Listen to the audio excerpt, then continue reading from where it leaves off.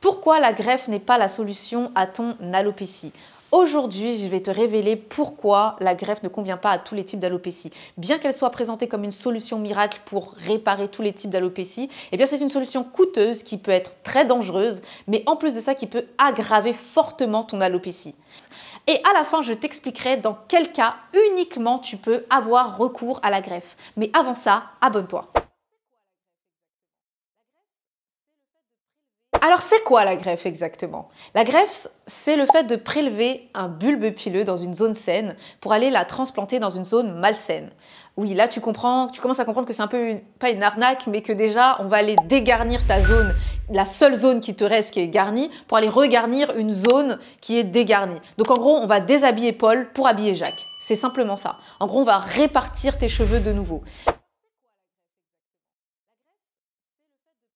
Pourquoi la greffe n'est pas la solution à ton alopécie? Eh bien, il faut savoir que la greffe, comme tu as pu le comprendre, c'est juste le fait de déplacer des cheveux d'une zone saine à une zone malsaine. Donc, en fait, ça ne traite pas la cause profonde de ton alopécie. Donc, si tu as une alopécie due au stress, due à un dérèglement hormonal, je ne sais pas moi, due à une carence nutritionnelle ou encore à un problème immunodéprimé ou je ne sais quoi, ou une pelade, ça n'empêchera pas ton cheveu de chuter. À partir du moment où c'est un problème qui va être interne ou même externe, si c'est une affection du cuir chevelu, ça n'empêchera pas ton cheveu de chuter. Ce n'est pas un traitement, d'accord? C'est juste le fait de déplacer des cheveux d'un endroit sain à un endroit malsain. C'est encore plus problématique si tu n'as pas traité la cause profonde de ton alopécie parce que tu vas déplacer tes cheveux sains pour aller dans un endroit malsain et le problème c'est que tu auras plus de chances que tes greffons tombent. Donc tu auras dépensé beaucoup d'argent pour qu'au final tes cheveux retombent par la suite. D'accord? Ça n'arrête pas la chute. Hein. La greffe, ce n'est pas une solution miracle pour arrêter la chute. Donc il faut d'abord traiter ta cause profonde, savoir de quoi tu souffres avant d'envisager une greffe, puisque sinon ce sera complètement inefficace. Il faut que le terrain soit fertile. Donc quand je dis le terrain, je parle du cuir chevelu. Alors, les résultats de la greffe vont beaucoup dépendre de la zone donneuse. Ça veut dire quoi? Ça veut dire que si jamais tes cheveux sont mal alimentés, en interne, parce que le cheveu est alimenté en interne et aussi en externe. Donc, il faut quand même faire des bons soins. C'est-à-dire que même si tes cheveux sont tombés dans une zone de ton cuir chevelu, si tu prévois de faire une greffe, il est important de continuer à faire des soins pour que tes cheveux qui vont être prélevés soient en bonne santé. La deuxième chose, c'est qu'il va falloir aussi avoir une alimentation et une hygiène de vie irréprochable pour que les résultats soient tangibles. Plus tu vas avoir une hygiène de vie qui est bonne, plus tu vas prendre soin de tes cheveux et avoir une routine qui va répondre au maximum aux besoins de tes cheveux et plus la zone donneuse sera propice. Il y a une deuxième chose aussi, c'est que la zone aussi qui va réceptionner le cheveu va être aussi en bonne santé parce que plus tu vas bien manger, plus tu vas faire attention à ton hygiène de vie et plus ton terrain sera fertile et plus non seulement la zone donneuse sera de qualité, c'est-à-dire le cheveu qu'on va prélever sera de qualité, mais en plus de ça, la zone qui va réceptionner le cheveu, d'accord, la zone qui est dite soi-disant malsaine, eh bien sera de plus en plus saine et sera plus réceptive à garder le cheveu en bonne santé, à le garder sur ta tête, d'accord? Donc il faut faire attention à ça. Ne te dis pas juste, moi j'ai arrêté tous mes soins, je vais faire une greffe et puis ça va résoudre tous les problèmes. Eh bien non, c'est vraiment très important de, même si tu as vu tes cheveux chuter, et je sais que ça peut dégoûter fortement et te dire que tu vas arrêter tous tes soins, etc. Eh bien non, si tu prévois de faire une greffe, tu dois continuer de faire tes soins religieusement, bien sûr des bons soins, et continuer de manger et de bien dormir, d'avoir une hygiène de vie irréprochable pour avoir un cheveu de qualité puisqu'il va être nourri de manière optimale par ton sang, mais aussi par tes soins en externe. Ok? J'espère que ça t'aura aidé déjà dans un premier temps. Alors, la greffe ne convient pas à tous les types d'alopécie, d'accord? Comme je te l'ai dit au début, ça ne traite pas ta cause profonde, c'est juste déplacer du cheveu à un point A et le remettre à un point B.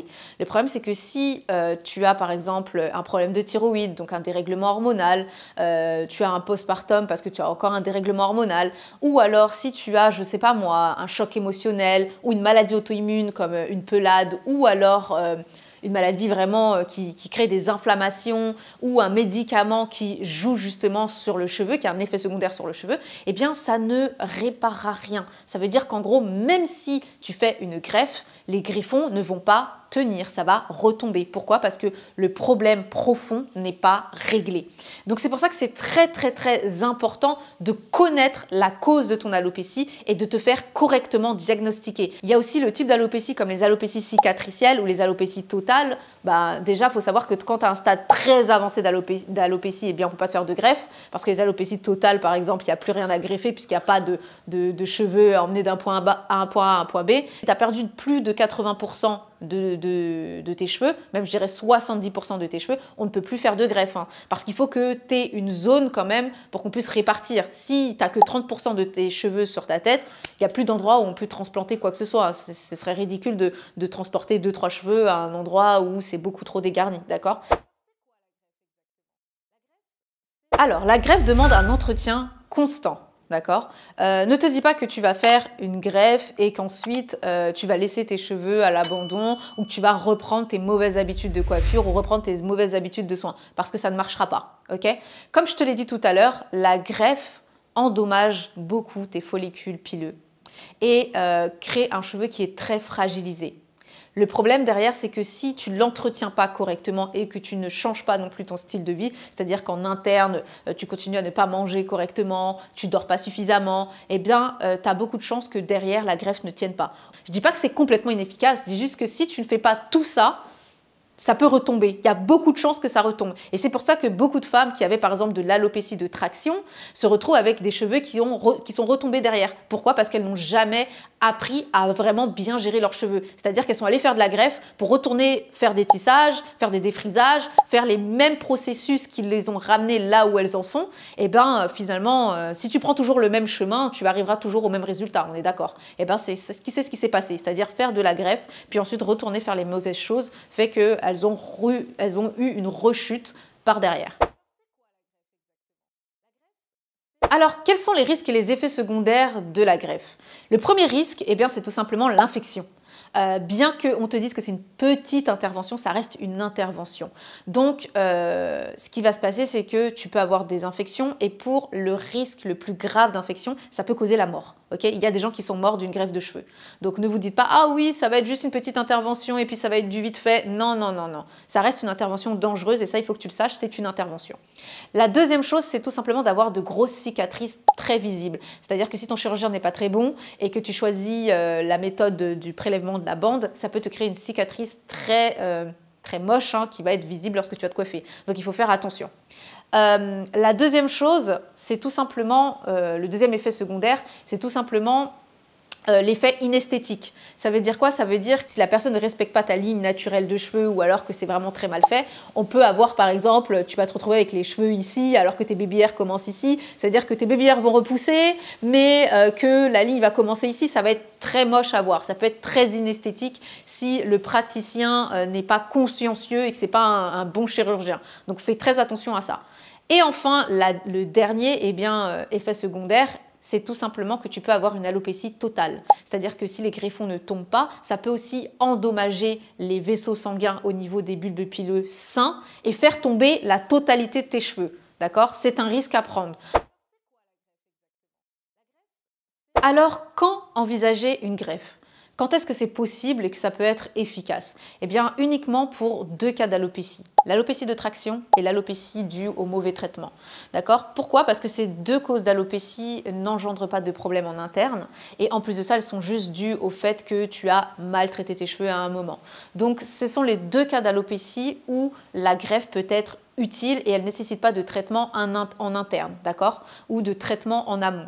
Tout ce qu'il faut pour que ce soit efficace, c'est juste changer ses habitudes de coiffure et avoir une routine saine et bien sûr une hygiène de vie qui soit irréprochable et qui va favoriser le fait que les greffons tiennent. Ce sont les deux seuls types d'alopécie où tu peux envisager une greffe. Et encore, bien sûr, il faut d'abord que tu essayes de traiter tes cheveux naturellement pour voir si ça repousse. Et si après toutes les solutions que tu as essayées, ça n'a pas repoussé, eh bien c'est que ton bulbe pileux est trop endommagé et à ce moment-là, eh bien le mieux, c'est d'envisager une greffe. Alors, mon avis pour conclure cette vidéo, c'est que je ne recommande vraiment jamais la greffe. Je vais t'expliquer pourquoi. Parce que je trouve que c'est très coûteux et que tu as très peu de résultats pour l'argent investi. Dans le sens où même si dans un premier temps, tu vas avoir des résultats, eh ben, déjà pour savoir quel est le résultat final? Il faudra attendre 1 an, voire 1 an et demi. Et le problème, c'est que entre-temps, il y a plein de choses qui peuvent se passer. Tu vas être très limité en termes de coiffure, c'est-à-dire que si derrière tu décides de faire un lissage ou ce genre de choses, eh ben, tu ne pourras plus parce que tu risques d'endommager tes cheveux. Donc je préfère 1000 fois que les divas investissent sur une prothèse capillaire, donc c'est-à-dire une perruque de bonne qualité au long terme, que d'investir sur une greffe qui va être totalement inutile. La deuxième chose, c'est que aujourd'hui, les femmes, on est tellement mal diagnostiquées sur notre chute de cheveux que souvent on nous réoriente tout de suite vers de la greffe, alors que juste avec un changement d'hygiène de vie et un changement d'hygiène capillaire, c'est-à-dire de routine capillaire, on peut très bien faire repousser les cheveux naturellement. Donc c'est ce que je trouve vraiment dommage. D'ailleurs, si tu veux savoir comment faire repousser tes cheveux de manière durable, eh bien, je t'invite à l'atelier de ce dimanche. Je t'invite à cliquer sur le lien dans la description si tu veux tout simplement t'inscrire à cet atelier et en apprendre plus sur les solutions possibles et durables pour faire repousser tes cheveux. Eh bien, cette vidéo s'achève. Je te fais plein de gros bisous et comme d'habitude, touche pas à mes cheveux.